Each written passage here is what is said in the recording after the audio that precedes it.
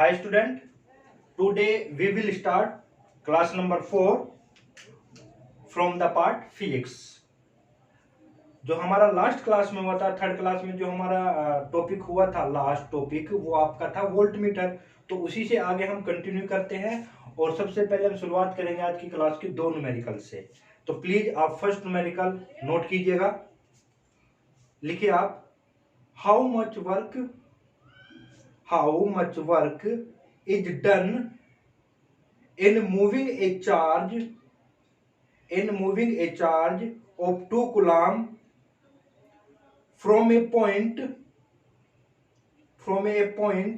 at 118 यानी कि 118 volt to a point TO2 to a point at 128 volt. ठीक है जी, इसका आंसर नोट कर लीजिएगा आप, 20 जूल्स। ठीक है। नाउ द सेकंड आप न्यूमेरिकल नोट कीजिए। हाउ मच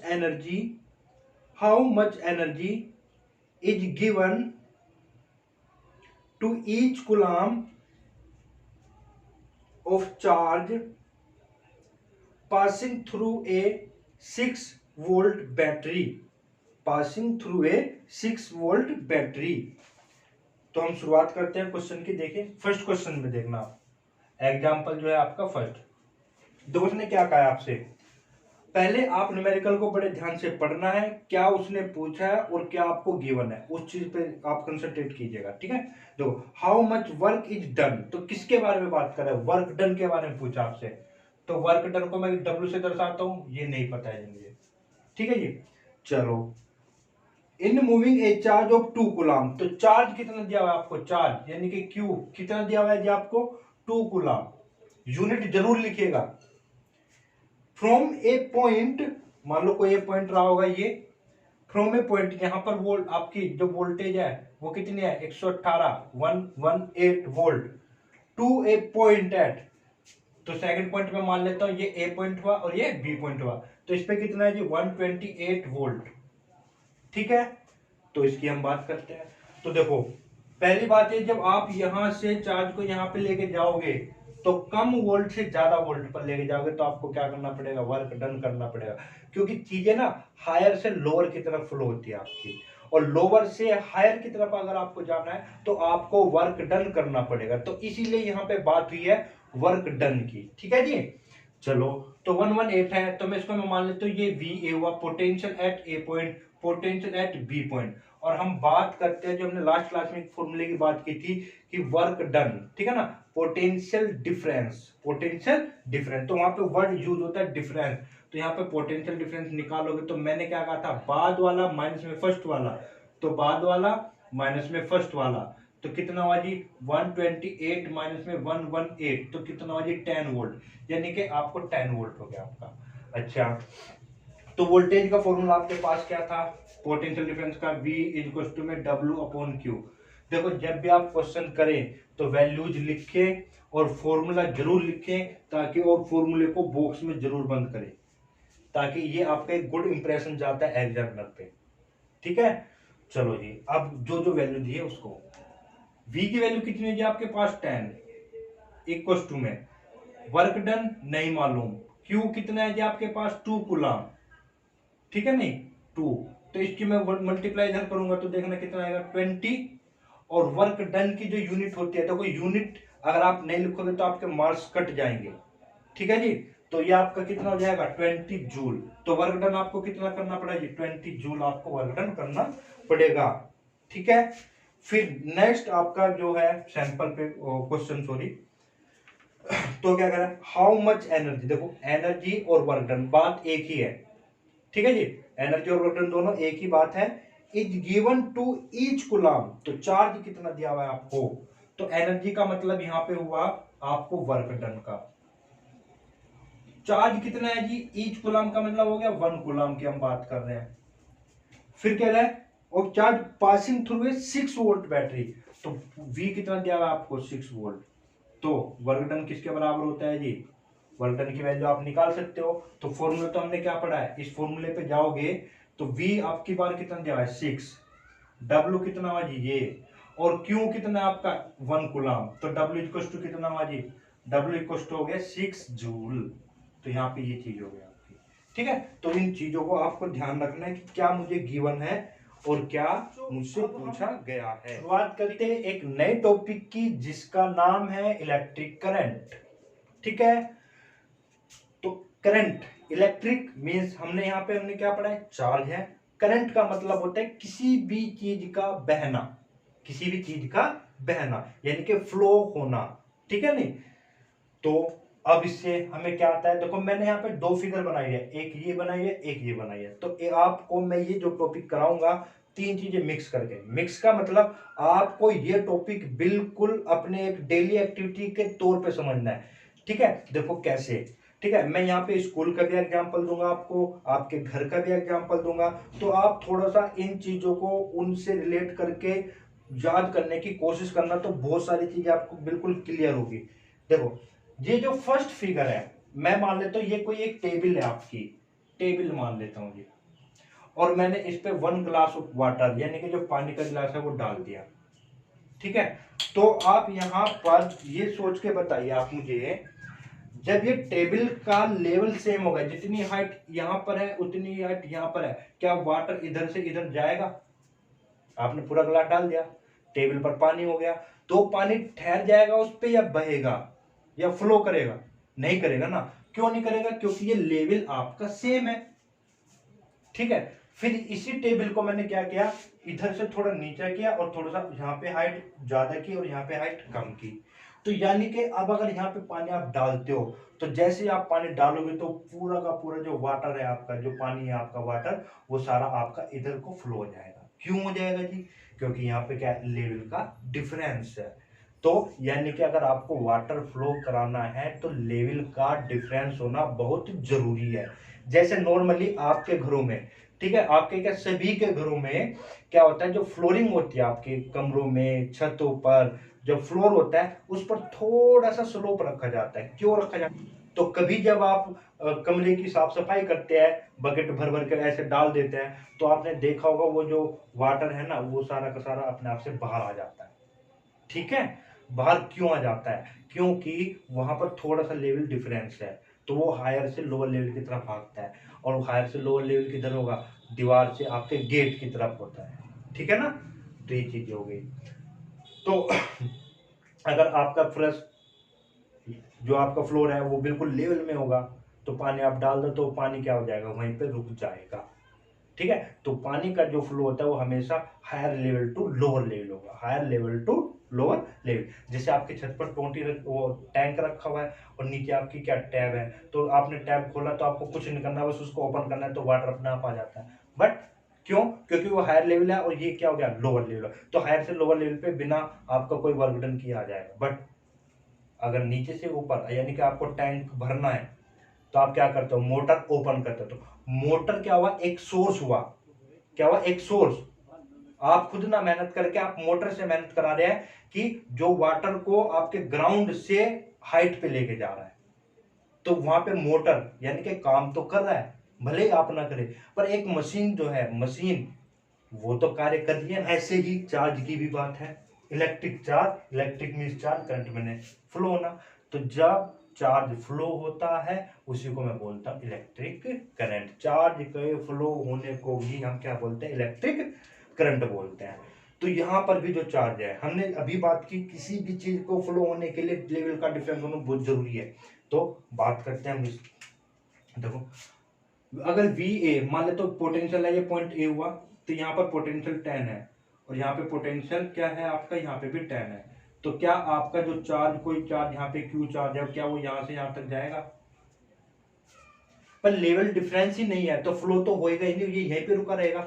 क्योंकि सेम लेवल पर आके क्या क्या हो जाएगी, चीज रुक जाएगी, तो ये फ्लो नहीं होगी ना।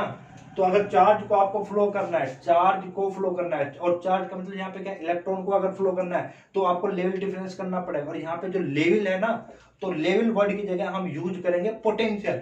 यहाँ पे हमने लेवल वर्ड का यूज किया था और यहाँ पे हम बात करेंगे पोटेंशियल की। तो यानी कि यहाँ पर क्या होगा, पोटेंशियल डिफरेंस अगर होगा तो चार्ज फ्लो होगा।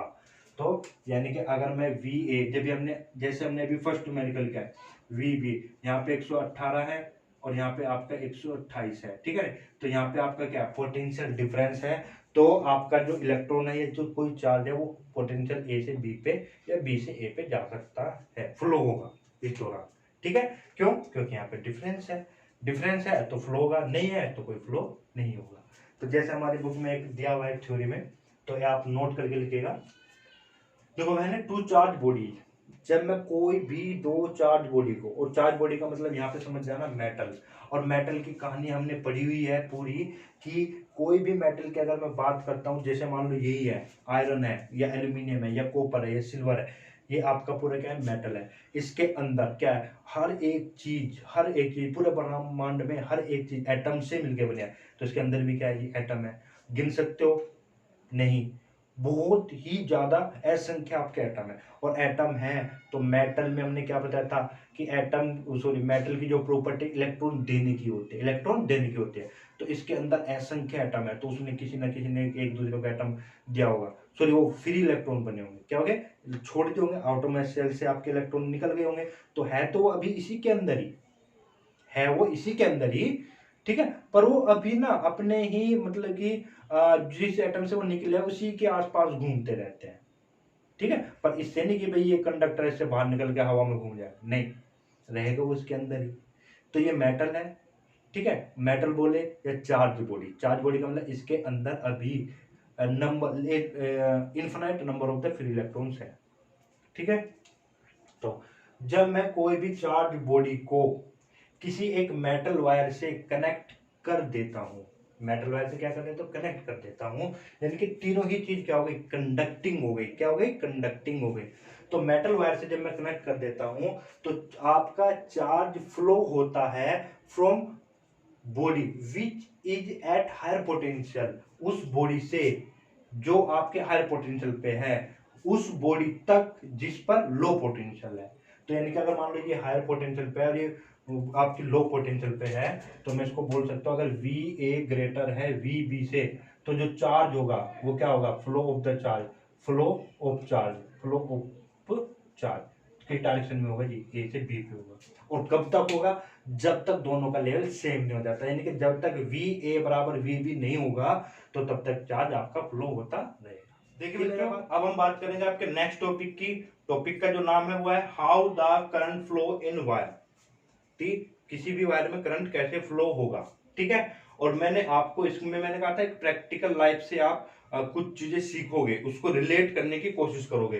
तो स्कूल प्लस करंट यानी कि मैं यहाँ पे जो प्रैक्टिकल लाइफ से जो एग्जांपल लूंगा वो एक स्कूल का लूंगा। स्कूल में आपको पता है बहुत सारे बच्चे होते हैं, ठीक है। अच्छा जी, जैसे ही आपकी छुट्टी होती है, ठीक है, जैसे आपकी छुट्टी होगी तो क्या होगा, अगर आपकी क्लासेज के बाहर टीचर्स ना खड़े हों या प्रिंसिपल सर ना हो, तो क्या होगा कि एक बैल बजते ही बच्चे इधर से भी भागेंगे, इधर से भी भागेंगे, इधर से भी भागेंगे, मतलब कि सब कोई इधर भाग रहा है, कोई उधर भाग रहा है, कोई इधर भाग रहा है, ठीक है।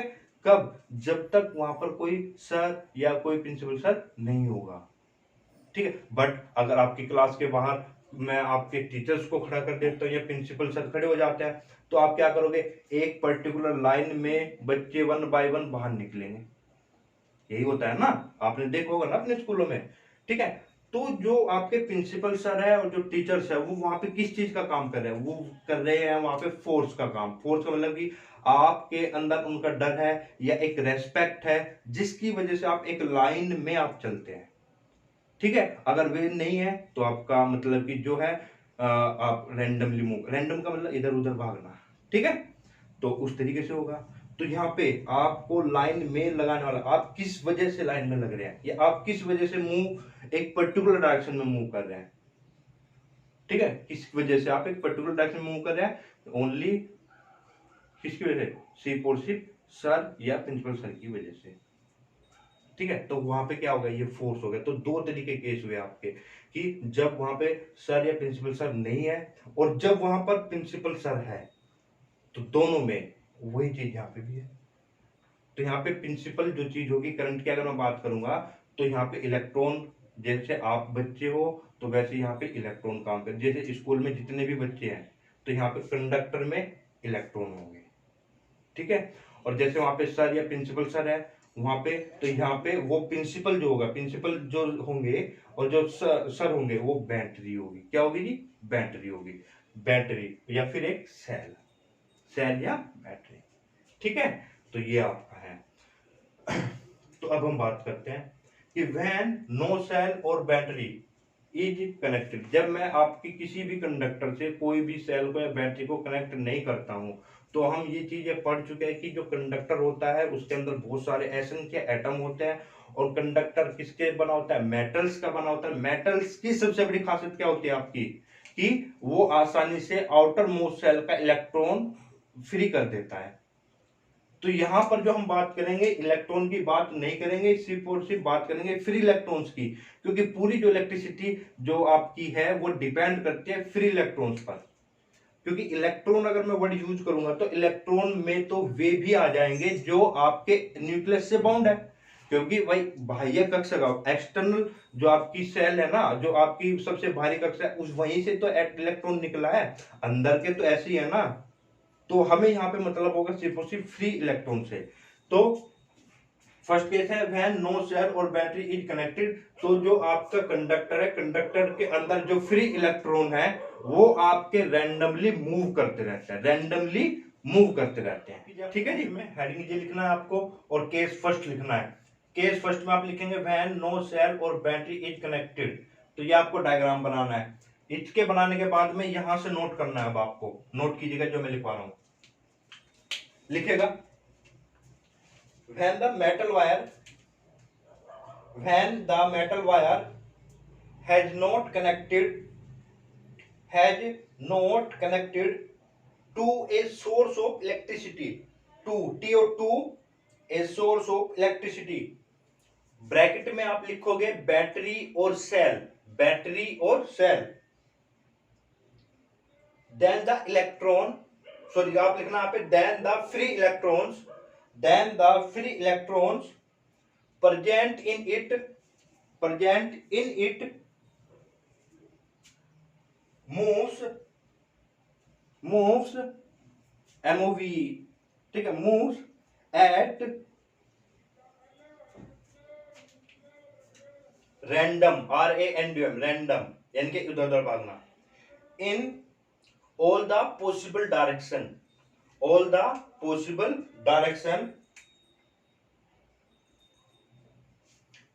between the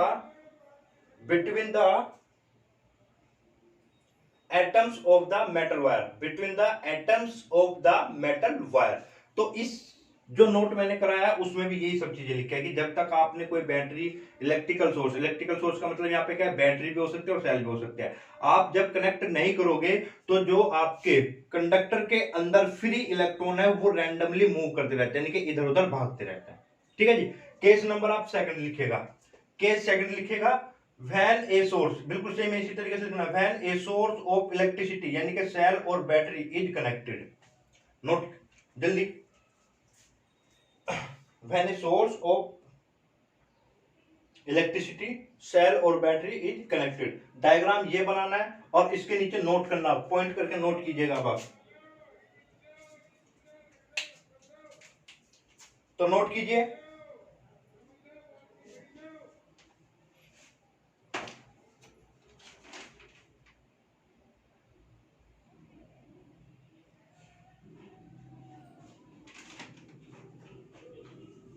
लिखिएगा when a source of electricity bracket में लिखना सेल और battery is connected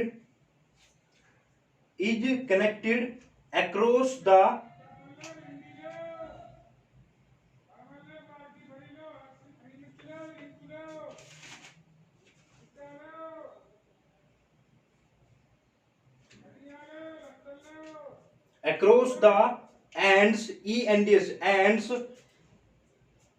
of the metal wire, then an electric force underline कर लेना, then an electric force act on the electrons act on the electrons present in the wire।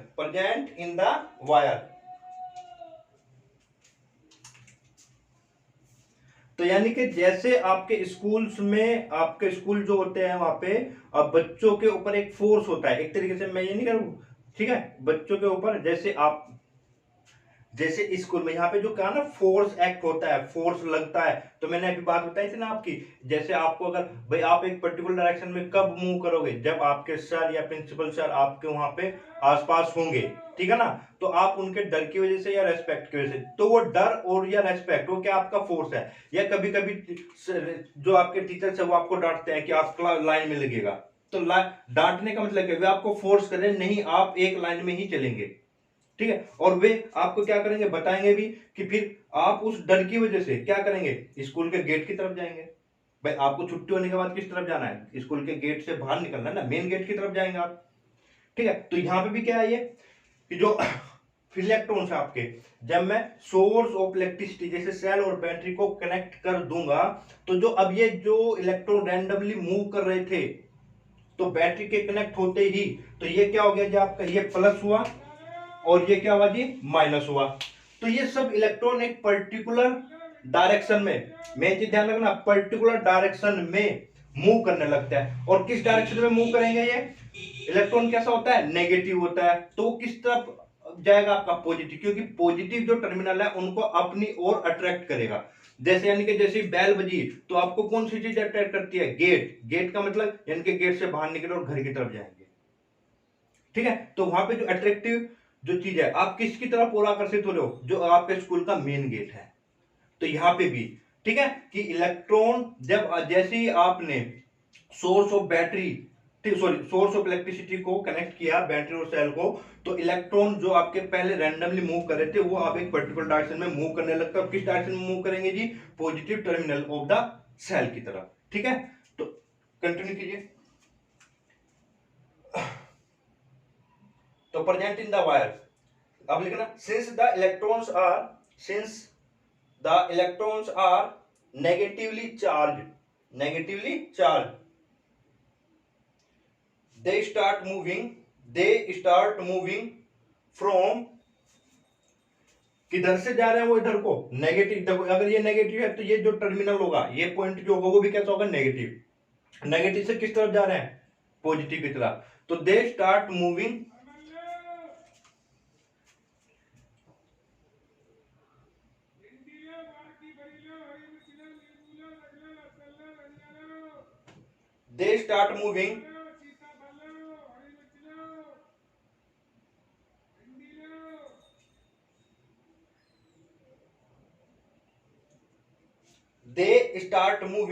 from negative to positive terminal,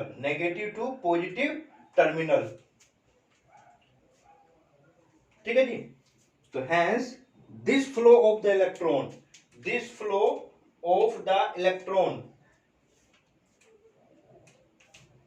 constitute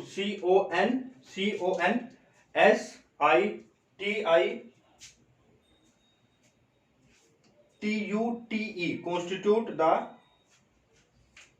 electric current in the wire, ठीक है जी। तो अब यहाँ पे main चीज बस आपको जो समझ में आई होगी, जो मैंने कोशिश की आप लोगों को समझाने की, वो सिर्फ यही थी कि आप अगर कोई भी सोर्स ऑफ इलेक्ट्रिसिटी कनेक्ट नहीं करते तो वायर में कोई भी करंट फ्लो नहीं होगी। और जैसे ही आपने सोर्स ऑफ इलेक्ट्रिसिटी यानी कि सेल और बैटरी को कनेक्ट किया तो इलेक्ट्रॉन्स है एक पर्टिकुलर डायरेक्शन में मूव करने लगते हैं, ठीक है ना। तो मूव करने, हमने यही बात करी थी कि जब इलेक्ट्रॉन मूव करता है तो इलेक्ट्रिसिटी फ्लो करती है। तो इलेक्ट्रॉन एक पर्टिकुलर डायरेक्शन में यानी कि नेगेटिव टर्मिनल से पॉजिटिव टर्मिनल की तरफ मूव करने लगते हैं, ठीक है। तो तब आपकी क्या होती है, इलेक्ट्रिसिटी फ्लो होती है, ठीक है। यानी कि जब तक आप बैटरी अप्लाई कर दो, और जैसे आप बैटरी हटा दोगे तो ये आपका फिर से जो वायर है उसमें इलेक्ट्रिक करंट फ्लो नहीं होगी, ठीक है। चलो जी, अब ये कुछ सिंबल्स है आपके, नोट कीजिएगा। देखो एक आपका ये बड़ी लाइन और एक छोटी लाइन, तो बड़ी लाइन पॉजिटिव को, छोटी लाइन आपकी नेगेटिव को रिप्रेजेंट करती है। ये आपका सेल को रिप्रेजेंट करते हैं, किसको, सेल को, जैसे यहाँ पे लिखा ना सेल। फिर अगर मैं इसी तरीके से दो तीन, जब मैं दो या तीन सेल को ऐड कर देता हूँ ना एक साथ, जैसे positive negative positive negative positive negative, ये पॉजिटिव और ये नेगेटिव, तो ये आपका जब मैं दो या तीन सेल को सीरीज में कनेक्ट कर देता हूँ, when the two and more cells are connected in series, तो then is said to be एक बैटरी बन जाती है। फिर एक कनेक्टिंग वायर है आपका, सिंपल एक लाइन, अगर कोई भी डायग्राम है आपका, ठीक है, जैसे ये लगाई हुई है ना, ये जो लाइन है ये किसको रिप्रेजेंट कर रही है, वायर को रिप्रेजेंट कर रही है। एक है फिक्स रेजिस्टेंस, ठीक है, नहीं इसकी हम बात करेंगे अभी। तो फिक्स यानी कि जिसकी वैल्यू हमेशा फिक्स रहेगी, जो आपने एक बार उसमें मतलब कि किसी भी डिवाइस में लगा दे तो उसकी वैल्यू चेंज नहीं होगी। एक होता है आपका वेरिएबल रेजिस्टेंस, वेरिएबल रेजिस्टेंस जिसकी वैल्यू को मैं अपने अकॉर्डिंग चेंज कर सकता हूं, वो आपकी क्या कहलाता है, वेरिएबल रेजिस्टेंस। ये आपने पढ़ा है, एमीटर का साइन है, ये आपका वोल्टमीटर का साइन है, ये की है आपकी की, जिसको हम स्विच बोलते हैं, ठीक है। तो ये ओपन है, और देखो यहाँ पे जो ब्रैकेट वाला जो आपका है ना, यहाँ पे कोई डॉट नहीं लगी हुई है, डॉट नहीं लगी हुई है तो इसका मतलब, और ये आपका ये इससे कनेक्ट तो नहीं है ना, ठीक है, तो ये आपका ओपन है, स्विच है, ठीक है। जैसे ही आपने क्या किया, ये नीचे को इसको दबाया हुआ है, दबाया मतलब जैसे ये इससे टच हो जाएगा, और ये आपका जो ब्रैकेट वाला है इसमें डॉट लगेगी, तो ये क्या कहलाएगा आपका क्लोज स्विच, क्या कहलाएगा जी, क्लोज स्विच।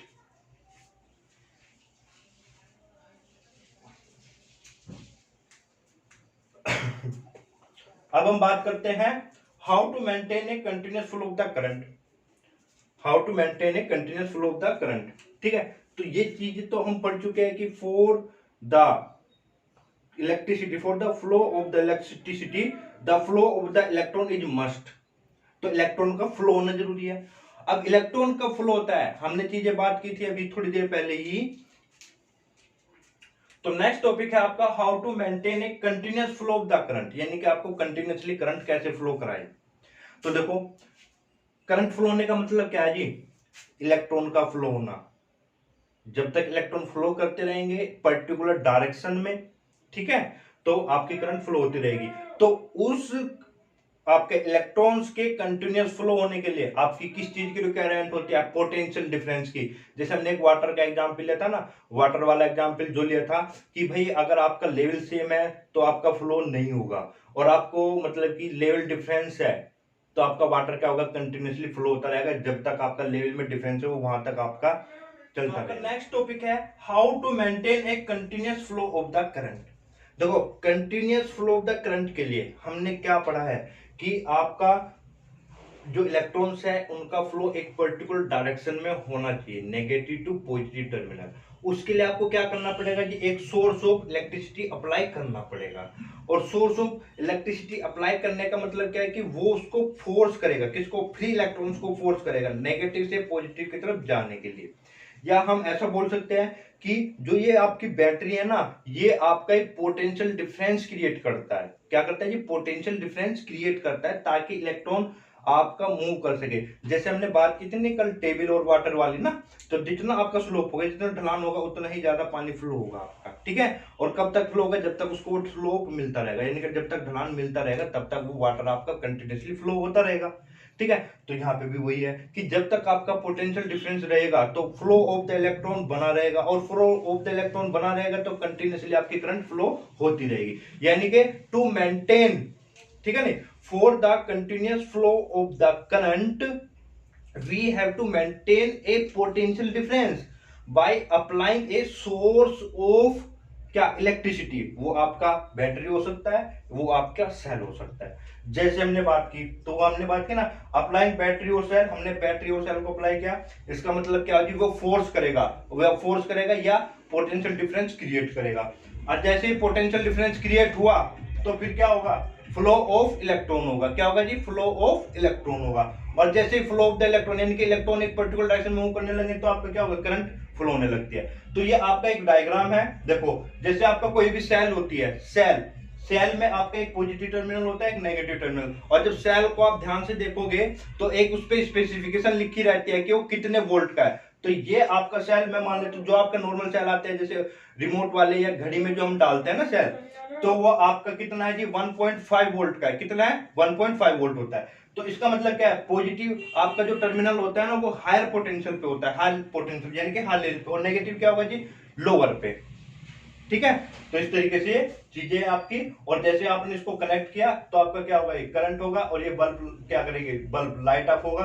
ये आपका मेटेलिक वायर है, मेटेलिक वायर वो सिल्वर वायर हो सकता है, एल्यूमिनियम वायर हो सकता है, या फिर कॉपर वायर हो सकती है, पॉजिटिव और नेगेटिव। इस हेडिंग के बाद में आप पॉइंट करके लिखिएगा, for the continuous flow of the electric current, for the continuous flow of the electric current we have to maintain a potential difference, P dot D लिख लेना, we have to maintain a potential difference by applying a source of electricity, और bracket में लिख लेना वो source क्या हो सकता है जी, आपका सेल और बैटरी, सेल और बैटरी, ब्रैकेट बंद कर लीजिएगा। Bye applying a source of electricity between the ends, ENDS, between the ends या टर्मिनल्स लिख देना, between the ends of the conductor. ठीक है जी, तो यही चीज है आपकी। तो हमने क्या लिखा है, हमें अप्लाई बैटरी, ये सब अब आप नोट कर लीजिएगा, ये चीज ना, ये वाली चीज आप पहले नोट करिएगा, ये आपको समझने के लिए एग्जाम में मत करना, ठीक है। तो ये समझने के लिए पहले बैटरी लगाओ, फिर पोटेंशियल डिफरेंस बनेगा, पोटेंशियल डिफरेंस बनते करंट, इलेक्ट्रॉन का फ्लो होगा, इलेक्ट्रॉन का फ्लो होना शुरू होगा तो करंट फ्लो होगी, और ये डायग्राम बना देना है आपको कि ये नेक्स्ट टॉपिक है आपका इलेक्ट्रिक सर्किट एंड डायग्राम। ठीक है जी, तो पहले मैं कुछ आपको नोट करा दे रहा हूं, नोट इसके हेडिंग के बाद में आपको नोट करके लिखना है इलेक्ट्रिक सर्किट। पहले हम बात करेंगे इलेक्ट्रिक सर्किट की, तो नोट कीजिएगा, ए continuous conducting path consisting of wires, CONSISTING, consisting of wires and other resistances, bracket में लिख लेना, बल्ब, टीवी, AC, रेफ्रिजरेटर, जो भी आप लिखना, यानी कि जो भी आपके घर में है, मतलब कि बल्ब हो सकता है, फैन हो सकता है, रेफ्रिजरेटर हो सकता है, 2-3 एग्जांपल लिख लेना। तो यहाँ पर रेजिस्टेंस का मतलब है जो आपके घरों में इलेक्ट्रिक अप्लायंसेज है आपका, ठीक है, ब्रैकेट बंद कर लेना, and a switch between the two terminals, TW2 लिखना है, between the two terminals of a cell और a battery, between the two TW2 terminals of a cell or a battery along which an electric current flows is called circuit. तो electric circuit के बारे में मैंने कहा कि एक continuous conducting path, जिसमें कंटिन्यूअसली करंट फ्लो होती रहती है, और जिसमें क्या क्या होता है आपका कनेक्टिंग वायर, ये रहा जी कनेक्टिंग वायर, ये जो वायर है आपकी क्या है, कनेक्टिंग वायर है। फिर रेजिस्टेंस, ये रही जी रेजिस्टेंस, ये अब आपका बल्ब हो सकता है, टीवी हो सकता है, कूलर हो सकता है, कुछ भी हो सकता है। और हमें पता है कि हम एक वोल्ट मीटर लगाते हैं to measure the potential difference, तो पैरेलल में लगाता है, तो पैरेलल में लगाया जी, रेजिस्टेंस के पैरेलल में हमने क्या लगाया, वोल्ट मीटर। और करंट को अगर मेजर करना है तो हम क्या करेंगे, एमीटर को सीरीज में लगा देते हैं, तो सीरीज कॉम्बिनेशन हो गया आपका, ठीक है। एंड एक की भाई आपका देखो, अब ये थोड़ी ना कि आपने बल्ब लगा के छोड़ दिया, तो उसको ऑन ऑफ करने के लिए भी तो स्विच लगाते हो ना, ठीक है ना, तो यानी कि आपको यहाँ पे एक स्विच भी देना पड़ेगा, ठीक है ना। और ये डॉट लगा हुआ है तो इसका मतलब यहाँ पे करंट फ्लो हो रही है, अगर ये डॉट ना हो तो समझ जाना कि स्विच कैसा है आपका, ओपन है, स्विच कैसा है आपका, ओपन है। और अगर स्विच ओपन है तो ये करंट फ्लो नहीं होगी, तो ये एरो तब नहीं बनाओगे आप, एरो कब बनाना है, जब यहाँ पे मैं क्या लगा दूंगा, डॉट। और इस डॉट का मतलब क्या है जी, कि आपका अब जो स्विच है वो कैसा है, क्लोज है, यानी कि ये जुड़ा हुआ है, ये आपका इस कंडीशन में जुड़ा हुआ है, ठीक है, यानी कि वायर जुड़ी हुई है, और वायर जुड़ी हुई है तो आपकी करंट फ्लो होगी, ठीक है जी, क्लियर है बात। चलो, तो यही चीज थी आपकी इलेक्ट्रिक के बारे में। लिखिएगा आप, ए diagram which indicates INDICATS, which indicates how different component, how different component in a circuit have been connected by using the by using the electrical symbols for the components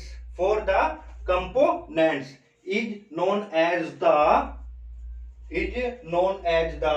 circuit diagram की definition में हमने क्या लिखा है जी कि a diagram which indicates how the different component in a circuit have been connected by using the electrical, यानी कि हम किसी भी एक सर्किट इलेक्ट्रिकल जो आपका सेटअप है उसमें हमने किस चीज को किस तरीके से कनेक्ट किया हुआ है तो हम इंडिकेट करते हैं बाय यूजिंग द सिंबल्स। जैसे आपका मुझे मान लो रेजिस्टेंस है, यहाँ पे बल्ब भी हो सकता है तो बल्ब का सिंबल जैसे ये हो गया आपका, ठीक है। कंडक्टर यानी कि आपका जो एसी हो सकता है, पोलर हो सकता है, मैं तो इसको रेजिस्टेंस से शो करता हूँ। वोल्ट मीटर है तो ये तो यानी कि मैं वोल्ट मीटर जैसा होता है उसकी पूरी एक फिगर पूरी बनाऊंगा, नहीं। वोल्ट मीटर को यहाँ पे अगर मैं वी लिख देता हूं तो सिंपल सा मतलब समझ जाना वोल्ट मीटर है। तो यानी कि मैं इलेक्ट्रिकल सिंबल्स का यूज करता हूं जिस डायग्राम को रिप्रेजेंट करने के लिए, ठीक है नहीं। तो इसको हम क्या बोलते हैं, इलेक्ट्रिक सर्किट। जैसे आपके कुछ सिंबल्स हैं, इलेक्ट्रिकल सिंबल्स हैं, उनका यूज करके हमें किसी सेटअप को दर्शाना होता है, ठीक है। तो देखिएगा बच्चों, आज की क्लास में हम इतना ही रखते हैं और नेक्स्ट क्लास में आपका अब तक का और इस चैप्टर का one of the most important जो टॉपिक है ओम्स लॉ, वो हम करेंगे। ये आपकी क्लास नंबर 4 थी और क्लास नंबर 5 में हम करेंगे ओम्स लॉ। तो आप लोग बहुत ही अच्छा आप कर रहे हो, आपका बहुत ही अच्छा चैनल पर रेस्पॉन्स आ रहा है, तो प्लीज आप लोग मुझे इसी तरीके से सपोर्ट करते रहिएगा। तो मैं आपके लिए हर दिन एक नई वीडियो आपके लिए लेके आता रहूंगा, ताकि मैं बार बार बोल रहा हूं कि लॉकडाउन में हमारा एक टारगेट है कि हमें साइंस के 5 to 6 चैप्टर को कंप्लीट कर देना है टिल एंड ऑफ द जुलाई, ठीक है जी। तो प्लीज आप मुझे सपोर्ट कीजिए, तो मैं गारंटीड ये बात आपको बोल रहा हूं कि आपको कोई भी प्रॉब्लम नहीं होगी अगर आप कंटिन्यूअसली इन वीडियोज को देखते हैं, ठीक है। ओके।